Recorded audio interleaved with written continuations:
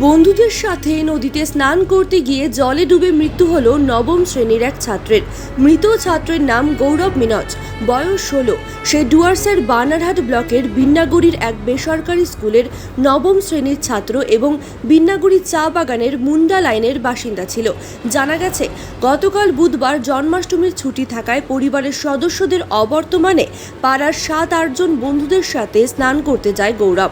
তেলিপাড়া চা বাগানের মাঝে অবস্থিত হাতিনালার শেষ প্রান্ত ও আংরা ভাষা নদীর উৎপত্তি স্থলে বন্ধুদের সাথে চুটিয়ে স্নান চলছিল। এরপর জাম্প দিয়ে অন্য পারে উঠতে হবে। এভাবে খেলতে গিয়ে কয়েকজন পার হলে আসে গৌরবের নাম, কিন্তু সে জাম্প করলে সে আর উঠতে পারে না।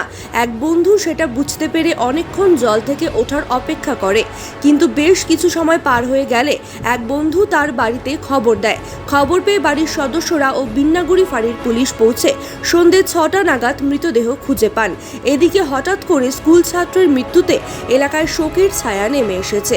জানা যায়, বাবা মায়ের একমাত্র সন্তান ছিল গৌরব। মা বিন্নাগুড়ি চা বাগানের শ্রমিক, বাবা ঠিকা শ্রমিকের কাজ করে। এদিন সকালে বাবা মা কাজে গেলে সে স্নান করতে যায়। ঘটনার শোকের ছায়া এলাকায়। এদিকে আজকে ময়নাতদন্তের পর মৃতদেহ পরিবারের হাতে তুলে দেওয়া হবে বলে পুলিশ সূত্রে জানা গিয়েছে।